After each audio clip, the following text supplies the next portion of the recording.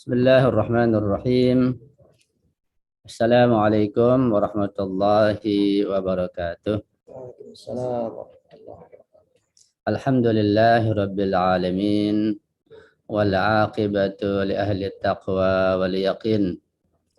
Wala udwana illa ala zalimin.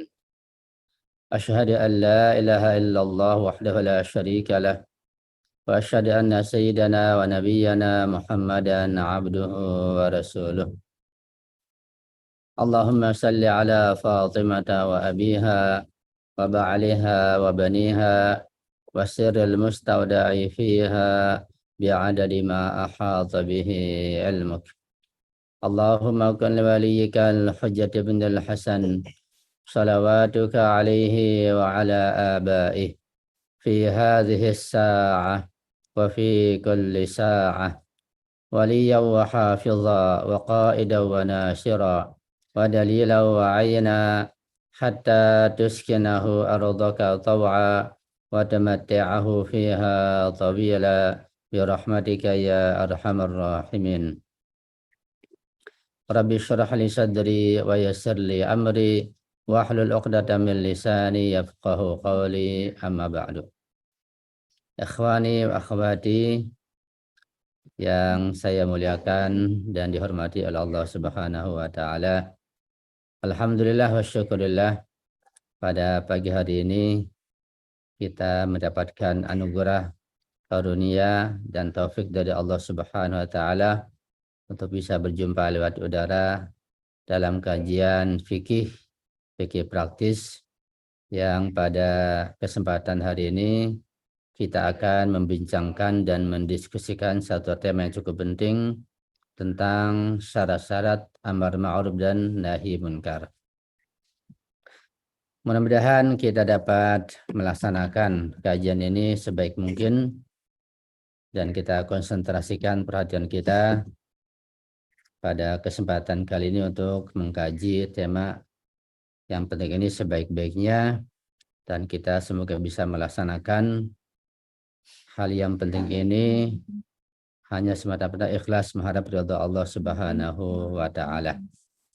Terkait dengan tema ini saya mengambil sebuah kitab sebagai referensi utama, yaitu Ta'limul Ahkam. Yani Ta'limul Ahkam ini fatwa-fatwa yang ditulis oleh Syekh Muhammad Ridha Musfikipur dengan bahasa Arab sesuai dengan fatwa-fatwa Al-Imam As-Sayyid Ali Khamenei. Baiklah, kita langsung mulai saja untuk mempersingkat waktu terkait dengan tema ini. Sebelum kita membahas tentang syarat-syarat amar ma'ruf nahi munkar, ada dua atau muqaddimah yang perlu saya sampaikan. Pertama tentang makna amar ma'ruf dan nahi munkar. Apa sebenarnya makna amar ma'ruf dan nahi munkar? Yang kedua tentang hukum kewajiban melakukan amar ma'ruf dan nahi munkar. Yang ketiga tentang batasan-batasannya. Kemudian baru kita akan masuk pada syarat-syarat amar ma'ruf dan nahi munkar insyaallah. Mengenai makna amar ma'ruf dan nahi munkar, dikatakan bahwa amar ma'ruf nahi munkar yaitu mengajak umat manusia untuk melakukan perbuatan yang baik, dan nahi munkar yaitu melarang mereka dari perbuatan yang buruk. Tadi kata al-amr artinya menyuruh atau mengajak. Al-ma'ruf adalah kebaikan. Jadi setiap kebaikan dalam bentuk apapun, sekecil apapun yang namanya kebaikan, ketika kita mengajak mereka atau mengajak keluarga kita atau mengajak diri kita, maka itu termasuk amar ma'ruf.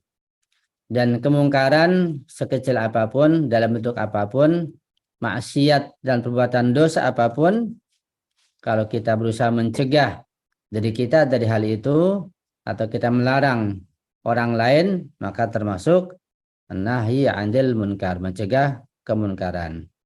Jadi ma'ruf itu tidak dibatasi pada perbuatan-perbuatan ma'ruf yang baik, yang besar-besar saja. Dan kemunkaran itu tidak hanya yang terang-terangan atau jelas-jelasan saja. Ya, sekecil apapun perbuatan yang baik termasuk ma'ruf. Sekecil apapun perbuatan mungkar, perbuatan maksiat dan dosa termasuk kemunkaran. Itu namanya amar ma'ruf dan nahi munkar. Yang kedua tentang hukum kewajiban amar ma'ruf dan nahi munkar.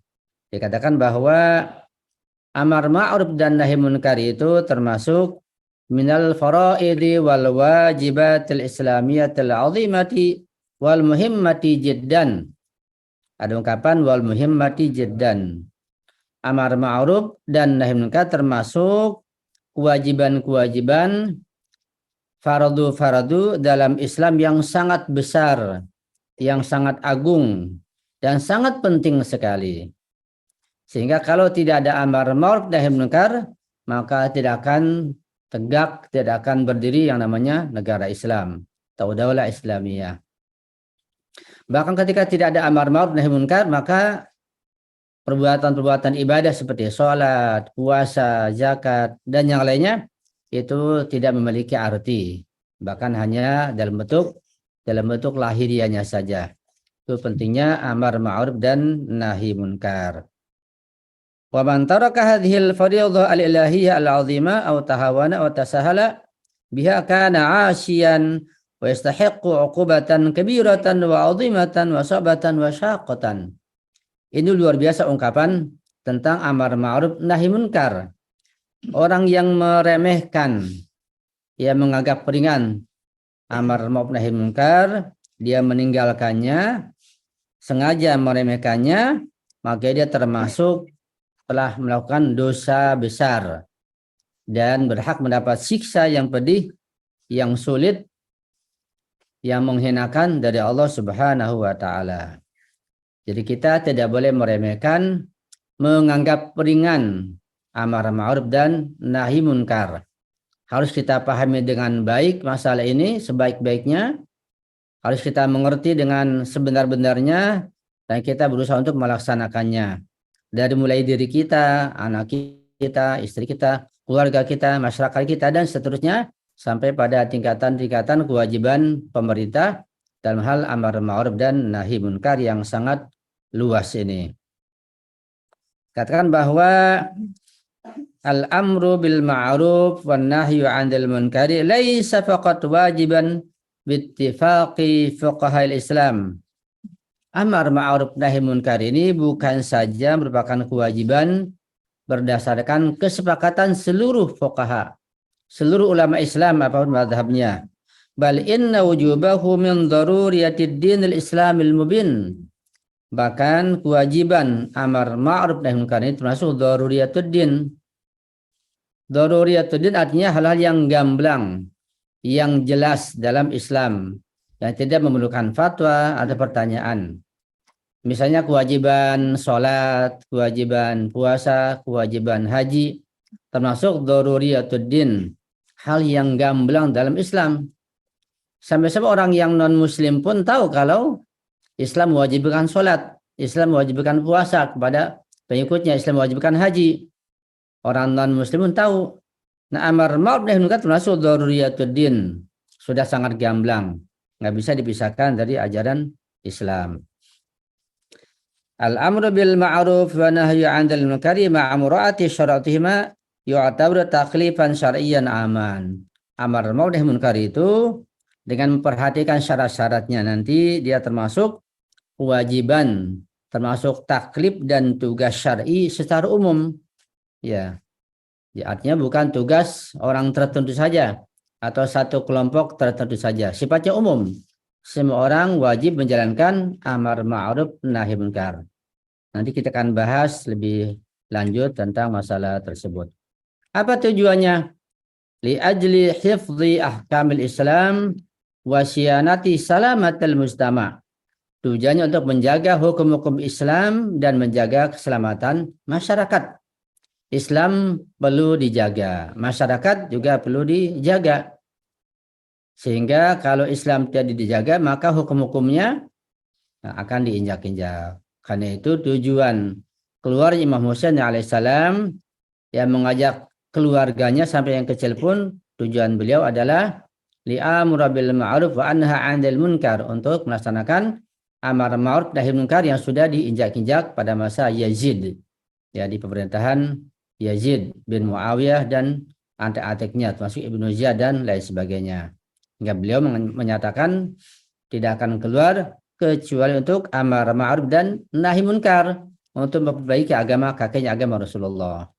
Jika beliau tidak keluar, maka Islam tinggal namanya. Kemunkaran merajalela, kerusakan berada di mana-mana. Islam tinggal bentuknya saja, tidak ada ruhnya. Ya, karena sudah banyak yang dirubah, mulai dari tata cara berwudu, sholat, puasa, dan lain sebagainya, sampai masalah politik, masalah sosial, budaya, semua sudah dirubah oleh Muawiyah. Kemudian oleh Yazid lebih dahsyat lagi. Sampai Muhammad SAW mengorbankan dirinya, menumpahkan darahnya dan keluarga serta sahabatnya untuk tujuan menjaga agama Islam yang murni dan menjaga masyarakat Islam. Wa mujarradu tawahumi ayyisira fi ba'd an-nufusi isa'atal dhanni bil Islam la yujibu ihmala mithli hadha taqrif al-ahami jiddan. Dan adanya anggapan atau adanya dugaan, perkiraan bahwa adanya amar ma'ruf nahi munkar itu akan menyebabkan nanti orang-orang yang di luar Islam menjadi suudzon, menjadi mencemooh kepada Islam. Adanya dugaan seperti itu tidak menjadikan amar ma'ruf nahi munkar menjadi gugur, menjadi rendah taklifnya. Tidak seperti itu, tetap wajib, ya. Kemudian juga dikatakan di sini tentang hal-hal berikutnya mengenai amar ma'ruf nahi munkar adalah, ya, ketika seseorang misalnya dia jelas-jelasan melanggar undang-undang Islam, melanggar syariat Islam, ya, misalnya di satu tempat, ya, atau dalam negara Islam, maka di sini wajib melaksanakan amar ma'ruf nahi munkar dengan menjaga syarat-syaratnya, sehingga nanti terwujud yang namanya amar ma'ruf, terwujud namanya undang-undang Islam bisa dilaksanakan. Dan untuk tujuan tersebut, ya, seseorang tidak boleh menggunakan riswah, menggunakan uang pelicin atau sogok menyogok. Artinya untuk menegakkan amar ma'ruf, untuk menjalankan nahi munkar, tidak boleh dengan jalan yang haram, memberikan sogokan, memberikan uang pelicin dan lain sebagainya. Cara-cara tidak syar'i itu tidak boleh dilakukan demi tujuan amar ma'ruf nahi munkar, harus betul-betul murni, ya, murni dalam syariat Islam, sesuai bimbingan Islam dan hukum-hukum Islam. Nah, jika tidak terpenuhi syarat-syaratnya, maka tidak ada taklif, akan jatuh kewajiban amar ma'ruf nahi munkar tersebut, ya. Kemudian juga tidak ada perbedaan antara kemungkaran-kemungkaran, ya, baik itu dari waktu ke waktu atau dari tempat ke tempat yang lain. Semuanya wajib dilaksanakan. Ma'ruf wajib ditegakkan. Kemungkaran wajib disirnakan. Wajib diberantas. Tidak ada perbedaan, tidak ada keringanan dalam hal ini. Dan itu amar ma'ruf nahi munkar termasuk wajib syar'i yang sangat penting. Siapa saja yang memenuhi syarat-syaratnya, maka dia wajib untuk melaksanakan amar ma'ruf nahi munkar. Sampai pada fatwa-fatwa yang khusus sekalipun, ya. Satu contoh misalnya ketika kemungkaran sangat dahsyat, kemungkaran sangat membahayakan Islam, bisa menghancurkan Islam, maka bagi orang tertentu yang mampu melaksanakannya wajib. Misalnya ketika Salman Rushdie yang mengeluarkan ayat-ayat syaitan, di mana ayat syaitan itu dia punya statement atau dia punya pernyataan diambil dari hadis-hadis dari Islam juga, itu akan menghancurkan Islam. Maka kalau fatwa Imam Khomeini yang belum dicabut tentang keharusan membunuh Salman Rushdie, karena termasuk kemungkaran yang dahsyat, yang tinggi. Nah, yang mampu untuk membunuhnya wajib membunuhnya, siapapun. Itu kemungkaran yang sudah dahsyat, yang sudah begitu tingginya. Karena itu yang merasa memiliki syarat-syarat, maka dia harus terpanggil untuk melakukannya. Yang merasa lemah, tidak mampu, dia memiliki syarat, maka tidak ada kewajiban. Itu tergantung dan berpulang kepada pribadi masing-masing. Baik itu kemampuan fisiknya, kemampuan yang lain harus dipertimbangkan. Kemudian yang ketiga adalah batasan-batasan amar ma'ruf dan nahi munkar. Apa batasan-batasannya? Adakah batasan-batasannya ataukah tidak ada? Tentu ada batasan-batasannya. Ya, karena kemampuan orang pun berbeda-beda. Sehingga kemampuan yang beda-beda itu menentukan adanya batasan-batasan amar ma'ruf dan nahi munkar. Dikatakan al-amru bil ma'rufi wan nahyu 'anil munkari laisa munhasiran wala mukhtasan bi tabaqatin aw bi sinfin khasin minan nas. Amar ma'ruf nahi munkar itu tidak hanya terbatas, hanya khusus untuk orang-orang tertentu, untuk kelompok tertentu, ya, untuk sektor tertentu saja dari umat manusia. Bal yashmulu kulla wahidin lisyuruti min jami'i tabaqatin nas. Hatta al-mar'ata wal ibna yajibu alaihima al-amru bil ma'ruf wan nahyi 'anil munkar ma'a tahaqquqi mawdu'ihima wa syar'atihima fima idza syahada az-zawja aw al-ab yaqumani bi fi'lil haram. Artinya menurut Imam Ali Khamenei bahwa amar ma'ruf nahi munkar itu menyeluruh, bersifat universal, bersifat meliputi semua orang, ya. Semua orang ketika memenuhi syarat-syaratnya wajib melaksanakan amar ma'ruf nahi munkar. Sekalipun wanita, ya, perempuan, sekalipun anak, wajib, ya, wajib melaksanakan amar ma'ruf dan munkar sekalipun anak-anak kecil, begitu. Ketika syarat-syaratnya terpenuhi, ketika maudhu'nya, ya, objeknya ada terpenuhi dengan menjaga syarat-syaratnya. Misalnya ketika anak itu menyaksikan kemunkaran pada ayah ibunya, maka anak ketika tahu itu adalah kemunkaran wajib melakukan nahi munkar. Ketika misalnya ayah ibu itu meremehkan perbuatan yang ma'ruf sekecil apapun dan anak tahu itu ma'ruf tapi diremehkan, maka anak itu wajib mengajak ibunya untuk melaksanakan kepada kemunkaran, kepada perbuatan yang ma'ruf. Satu contoh misalnya katakanlah ketika anak-anak itu walaupun masih kecil, katakan belum balik misalnya. Ketika anak itu tahu ini ayah ibunya kelihatannya meremehkan sholat, begitu, lambat sholatnya, malas-malasan, nggak ada halangan, nggak ada apa-apa.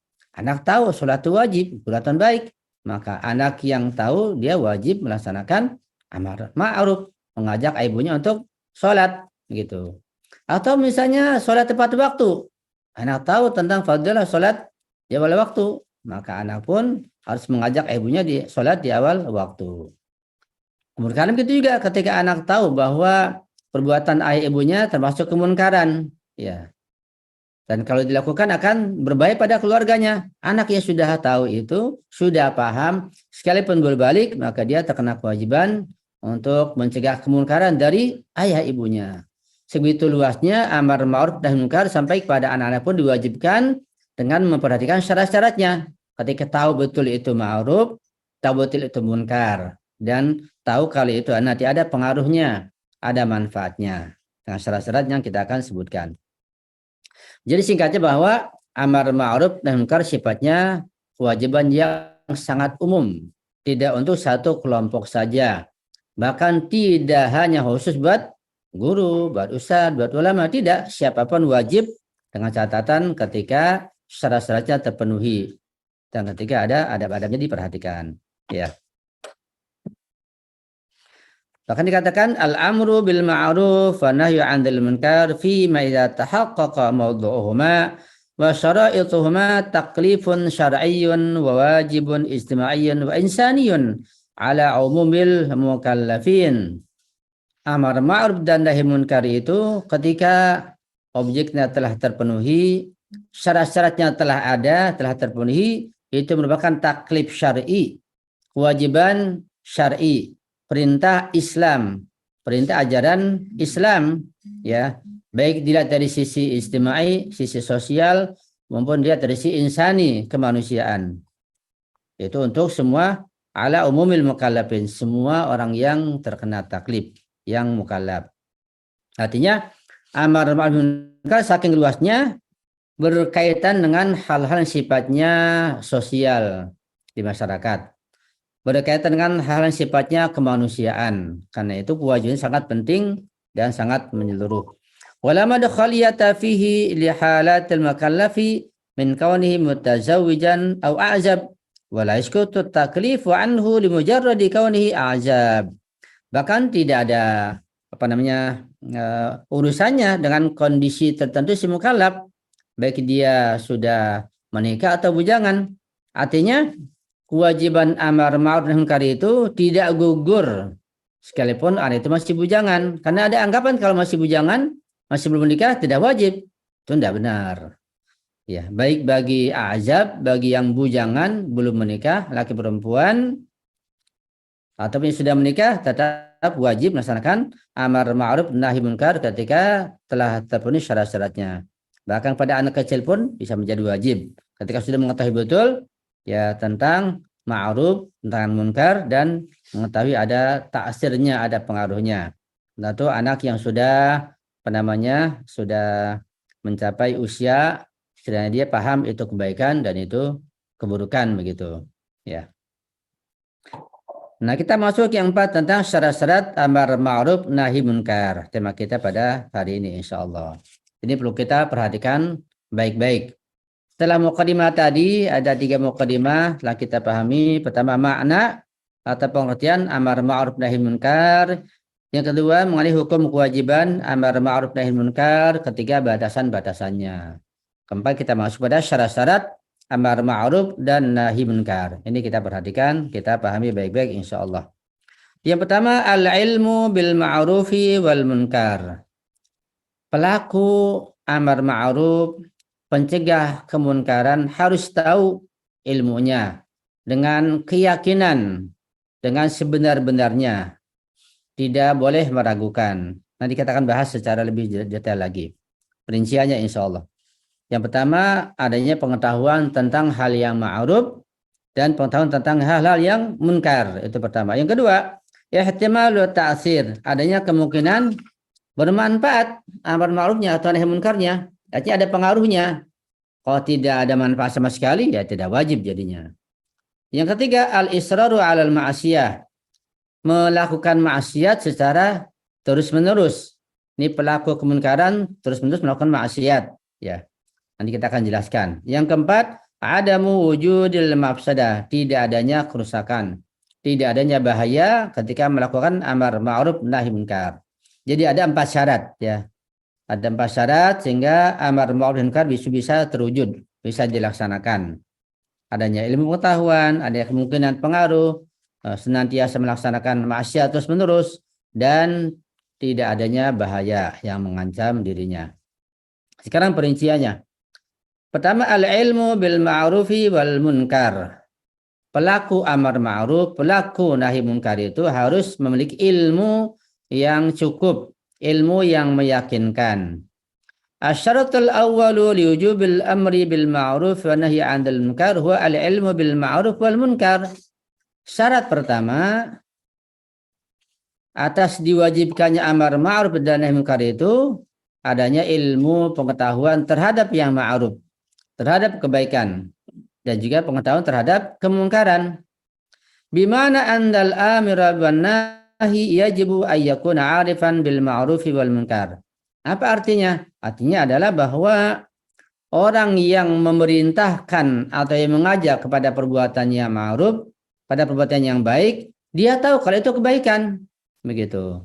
Dan orang yang mencegah kemungkaran, dia harus tahu bahwa itu yang dia cegah adalah betul-betul kemungkaran. Jangan sampai terbalik. Wa illa fala yajibu alaihi al-amru bil ma'ruf wan nahyi 'anil munkar. Kalau dia tidak tahu atau masih ragu, belum yakin itu ma'ruf atau yang sana kemungkaran, maka belum diwajibkan. Fala yajuzu lahu dzalik, bahkan tidak boleh. Kita belum tahu ini ma'ruf atau kemungkaran, masih ragu atau belum tahu, maka tidak boleh. Begitu. Bahkan terhadap hal-hal yang lebih besar lagi, masalah misalnya bid'ah dhalalah, bid'ah hasanah, segala macam. Ya, jangan sampai terbalik.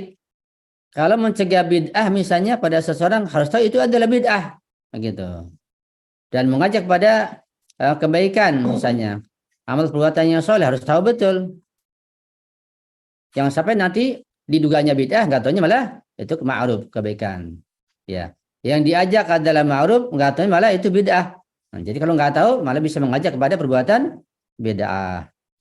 Yumkinu ya wa natijata jahlihi wa adami ilmihi ay ya'mura bil munkar wa yanha 'anil ma'ruf.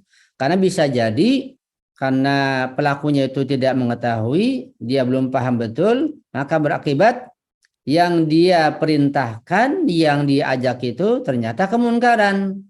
Yang dia cegah, yang dia larang ternyata adalah perbuatan yang ma'ruf. Itu bisa terbalik akibat belum paham, belum mengetahui dengan yakin. Wa alaihi, karena itu fasyahsul ladzi la ya'lamu anna ma yaqum bihi haramun am la yajib nahyu 'anil munkar. Orang yang belum mengetahui, ya, siapapun orangnya, biar dia mubalik, ustadz, ulama, siapapun, kalau masih belum tahu itu perbuatan haram, haram atau halal, maka jangan melakukan nahi munkar karena belum tahu. Balla yajuz, bahkan tidak boleh. Masalah umpamanya, idza lam ya'lam andal musiqa allati yastami'u ilaiha min naw'il musiq al-muharramah wal mubtadalah am min naw'il muhallal. Misalnya ketika seseorang, baik dia orang biasa atau dia mubalik atau dia ustadz atau ulama sekalipun, ya, ulama sekalipun, dia mendengar ada seseorang mendengarkan musik, misalnya musik dia dengarkan, tapi mubalik ini, ustadz ini, ulama ini belum tahu musiknya musik yang haram atau musik yang halal. Ketika belum tahu, maka tidak boleh melakukan nahi munkar, harus tahu betul, karena bisa jadi musik yang didengarkan musik yang halal. Nah, sehingga tidak salah untuk mencegahnya. Karena musik ada dua, ada musik yang halal, ya, yang tidak mutrib, ada musik yang haram, musik yang mutrib, begitu. Nah, ketika seorang ulama atau seorang mubalik, seorang ustadz atau siapapun sudah tahu bahwa dia itu mendengarkan musik yang haram, maka baru melaksanakan nahi munkar. Kalau tidak, maka tidak boleh, harus tahu betul, begitu. Begitulah perbuatan yang lain. Terkait perbuatan yang lain banyak sekali yang mungkin sudah diketahui, ya, terkait masalah pencurian, masalah korupsi, masalah penipuan, dan seterusnya. Harus tahu betul kalau itu perbuatan munkar, wajib dicegah. Kalau tidak bisa salah paham nantinya. Harus tahu betul itu adalah kema'rufan, ketika wajib untuk diajak, begitu. Dalam hal ibadah begitu pula, ketika seseorang tahu bahwa ibadah yang akan diajak itu adalah ibadah yang sunat, begitu, bukan bid'ah, maka diajak. Kalau masih ragu, maka jangan mengajak, berhenti dulu. Diteliti dulu, pelajari dulu, begitu. Misalnya sholat pada malam Ramadan, misalnya, ya, apa hukumnya sunat, adakah bid'ah? Pelajari dulu. Jika terdapat perbedaan antara ulama, kenapa berbeda? Dari mana sumbernya? Dari mana ini? Dari Nabi ada atau tidak? Atau dari Nabi itu ada, bagaimana asalnya? Gitu. Kok bisa ikhtilaf antara para ulama? Ada yang bilang bid'ah, ada yang bilang sunat. Jadi pahami betul sampai betul-betul meyakinkan, baru laksanakan. Ya, kita ajak mereka untuk salat di malam Ramadan. Kalau betul-betul meyakinkan itu betul-betul sunat. Kalau masih ragu, pelajari dulu sampai yakin. Nah, kalau tidak, jangan-jangan itu bid'ah dhalalah, karena menyalahi aturan Nabi, maka berarti mengajak kepada bid'ah, kepada kemungkaran. Itu maksud daripada al-ilmu bil ma'ruf wal munkar. Nanti kita akan perluas dengan tanya jawab insya Allah. Yang kedua, ihtimalut ta'sir, adanya pengaruh, adanya manfaat dari pelaksanaan amar ma'ruf dan nahi munkar. Asyaratus tsani, syarat yang kedua adalah diwujubil amri bil ma'ruf wan nahyi an munkar, kewajiban amar ma'ruf nahi munkar, wa ihtimalut ta'sir, adanya kemungkinan, ya, ini bukan keyakinan tapi kemungkinan adanya pengaruh, adanya manfaat, bisa mungkin didengar, begitu. Bisa ada manfaatnya. Maknanya adalah bimana annal amira wan nahi yajibu ayyahtamila anna amrahu wa nahyahu mu'assirani fi syahsi. Artinya orang yang menyuruh kepada kebaikan, orang yang mengajak kepada ma'ruf, berbuat kebaikan, atau orang yang mencegah keburukan, kemungkaran, dia harus memiliki dugaan, memiliki kemungkinan bahwa perintahnya itu, ajakannya itu, atau pencegahnya itu ada pengaruhnya pada orang, pada objek yang dia tujukan. Wa fi ghairi dzalika la takrifa alaihi bil amri bil ma'ruf wa nahyi 'anil munkar. Ya, jika dia meyakini tidak ada manfaatnya, tidak akan didengar misalnya, maka dia gugur kewajibannya. Misalnya orang yang melakukan kemungkaran begitu tinggi derajatnya, ya, maka dia tidak wajib. Misalnya katakan orang biasa melihat kemungkaran, tapi pelakunya pejabat tinggi. Kalau dia ngomong ya tidak akan didengar, tidak ada pengaruhnya, maka nggak wajib. Seorang anak misalnya tahu kalau ayahnya ibunya melakukan kemungkaran, kalau dia mengajak pada ke ma'ruf, mencegah kemungkarannya, tidak akan didengar, bahkan akan berbahaya ya kepada dirinya, maka tidak wajib pada kondisi seperti itu. Lau sabata ladal mas'ulina binahwin qat'iyyin anna ba'da muntasibi dawairihim mutasahilun aw tarikun li fardhiyatis shalah wa lam yanfa' an-nushu wal irsyadu ma'ahu fayajib alaihi ma'a dhalika alla yaghfulu an ta'sil amri bil ma'ruf wa nahyi 'anil munkar idza qamu bihima bi suratin mustamiratin wa mutawasilatin ma'a mura'ati syaratihima. Ini lebih tinggi lagi, ini berkaitan dengan negara Islam. Seperti di Iran lah contohnya yang sudah berdiri tegak negara Islam dengan hukum-hukumnya. Ini contoh yang lebih jauh lagi. Dikatakan apabila para mas'ul, para pejabat ya di salah satu lembaga pemerintahan, pejabatnya, pengurusnya tahu bahwa orang-orangnya di bawahnya itu tidak melaksanakan sholat, begitu. Maka kemudian dia melihat, ya dikasih anjuran, dikasih nasihat, diajak. Ketika tidak ada taksirnya, tidak ada pengaruhnya, misalnya tetap mereka meninggalkan sholat, meremehkan sholat, harus dilanjutkan dengan cara-cara yang baik gitu. Ya, harus diteruskan secara terus-menerus, secara kontinu. Jangan putus asa. Ya, kemudian dengan menjaga syarat-syaratnya. Wa fi suratul yasi min ta'sil amri bil ma'ruf binisbati lahum fa in kanat at-ta'limatul qanuniyatu tujiju hirman haula'il ashkhas min al-mazayil wadhifah yajibu hinaijin ittikhadhu misl hadzal ijra' bihaqqihim. Dikatakan di sini kalau sudah ada enggak ada gunanya. Jadi orang-orang yang bekerja di situ misalnya para pegawainya tetap mereka membangkang, tidak mau sholat, tidak mau mengaji misalnya, tetap melaksanakan kemungkaran, maksiat, adanya misalnya korupsi, ya. Dan yang melaksanakan ini sudah putus asa, begitu, sudah angkat tangan. Nah, pada kondisi seperti itu, maka ketika ada undang-undang yang membuat mereka bisa melaksanakan amar ma'ruf nahi munkar, maka harus dilaksanakan, harus ditegakkan.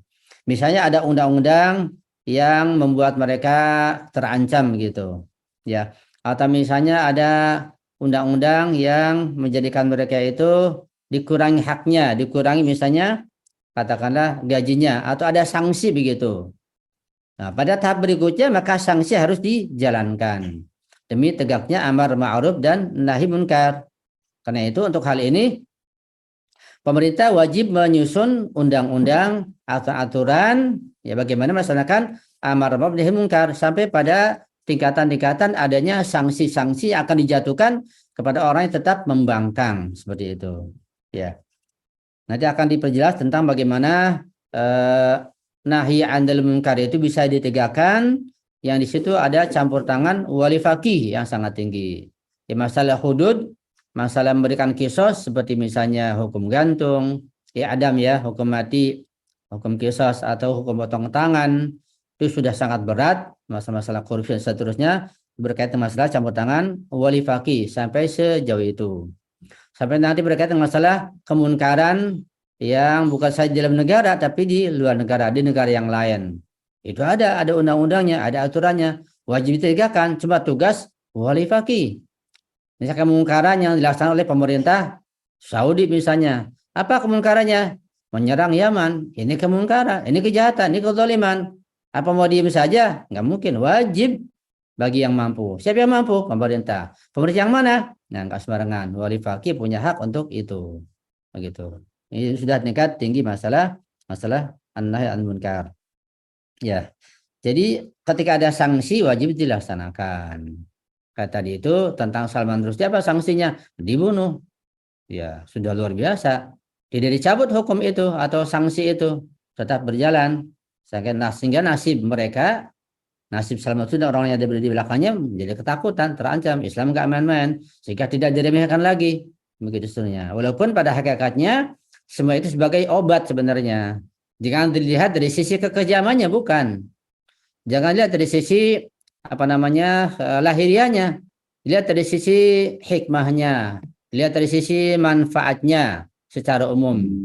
Saya kasih contoh misalnya, ketika katakanlah seorang ayah dia sakit, mengidap penyakit diabetes gitu. Nah, dokter memutuskan ini harus diamputasi, harus dipotong, kalau enggak akan merembet gitu. Kenapa? Karena kalau nggak diamputasi akan kena badannya sampai ke bagian atas, ke jantung, akan meninggal dengan cepat. Jadi mau nggak mau harus diamputasi karena sudah berbahaya. Itu ketetapan orang yang mengerti seperti dokter yang sudah ahlinya. Nah, kita yang nggak mengerti ikut keputusan dokter itu. Kita nggak boleh mencegahnya karena sudah berbahaya. Begitu. Nah, ketika misalnya dia ke dokter dan dipotong kakinya, itu untuk maslahat dirinya. Masa seorang ayah yang punya penyakit diabetes itu. Ketika masa untuk ayah juga masa untuk anaknya, untuk istrinya, gitu, merembet. Nah, kalau ayah itu punya jabatan masyarakat untuk maslahat masyarakatnya juga, jadi berkaitan dengan hal yang lain. Ya. Nah, ketika seorang anak yang nggak tahu, ayahnya pulang dipotong kakinya. Anak kecil nggak tahu, tanya ayah kenapa? Ayah dipotong kakinya. Saya pemotong dokter. Anda nggak tahu dia marah-marah. Itu dokter jahat, dokter zalim, dokter kurang ajar. Dia nggak tahu kenapa ayah dipotong. Itu anak yang ngerti begitu. Yang ngerti itu bagus.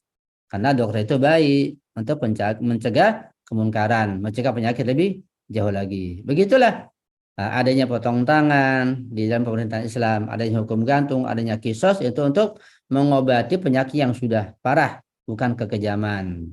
Sampai pada tingkatan menyerang pun berperang, menyerang katakanlah negara yang zalim, ya. Nanti akan terjadi suatu saat insya Allah penyerang terhadap Israel, Zionis, itu bukan keburukan, itu kebaikan kalau dipahami dengan baik. Nah, ini perlu pemahaman yang mendalam tentunya. Jadi begitu luasnya amar ma'ruf dan nahi munkar sampai kepada hubungan antara negara, hubungan internasional. Itu tidak mudah memahaminya. Baiklah, itu yang kedua. Ihtimal ta'athir. Yang ketiga adalah al-israru 'alal ma'asiyah, yaitu senantiasa atau terus-menerus melakukan maksiat. Apa artinya? Kita baca penjelasannya. Asyartu salis, syarat ketiga amar ma'ruf nahi munkar adalah al-israru 'alal ma'siyati. Terus menerus ya, secara kontinu melakukan maksiat. Bimana anna syahsal asi mustamirun ala ma'siyatihi waladaihi israrun 'alaiha. Artinya pelaku maksiat, pelaku kemunkaran itu terus-menerus senantiasa melakukan perbuatan munkarnya. Falau alima annahu sayaqla an khata'ihi min nafsihi min duni amrihi wa nahyi ay annahu sayaf'alul ma'rufa wa sayatrukul munkara fala yajibu amruhu wa nahyuhu.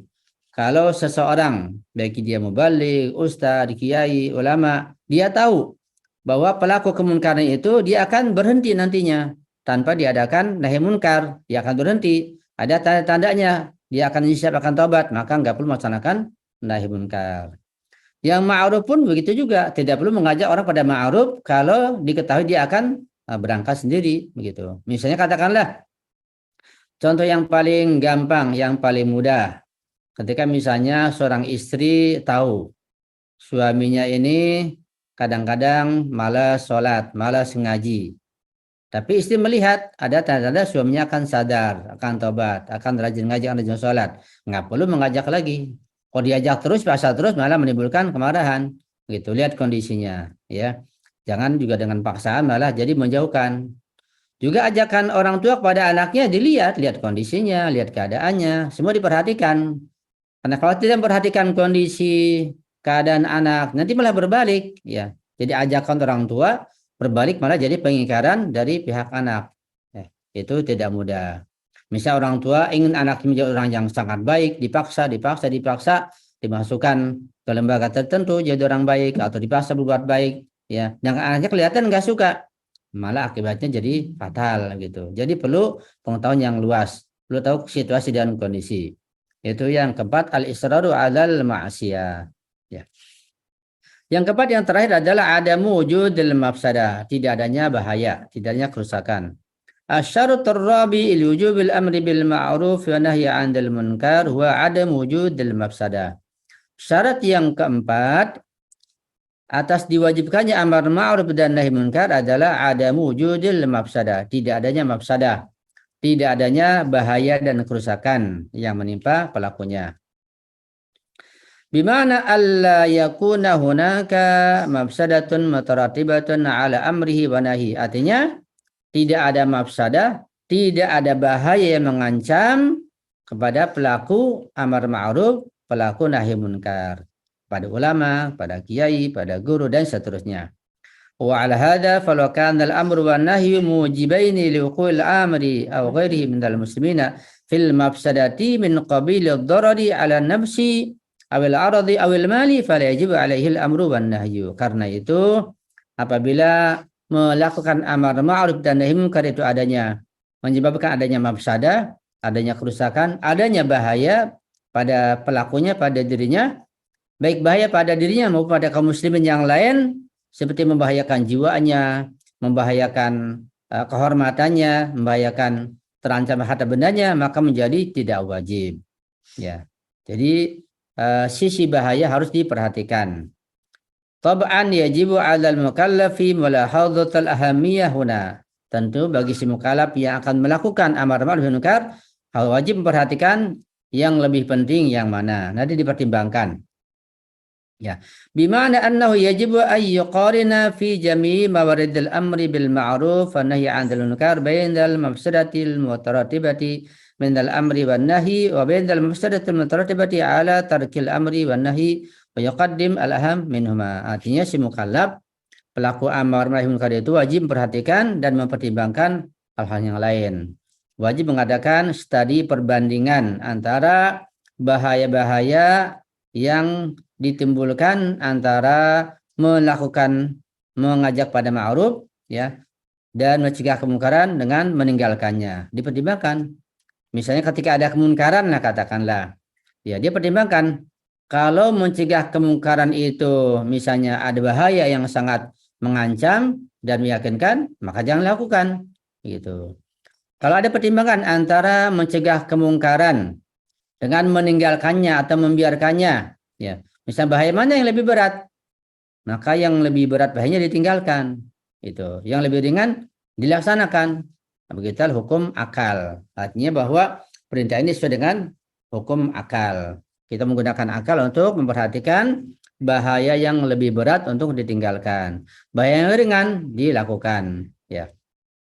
Jadi pada kondisi di mana meninggalkan misalnya tidak melakukan nahi munkar itu lebih berat bahayanya, tapi kalau melakukan nahi munkar juga ada bahayanya, cuma lebih ringan, maka laksanakan nahi 'anil munkar seperti itu. Ya. Misalnya saya contoh katakanlah ketika ada kemunkaran, ya. Jika dibiarkan berbahaya terus menerus. Jika dilakukan nahi munkar akan berbahaya.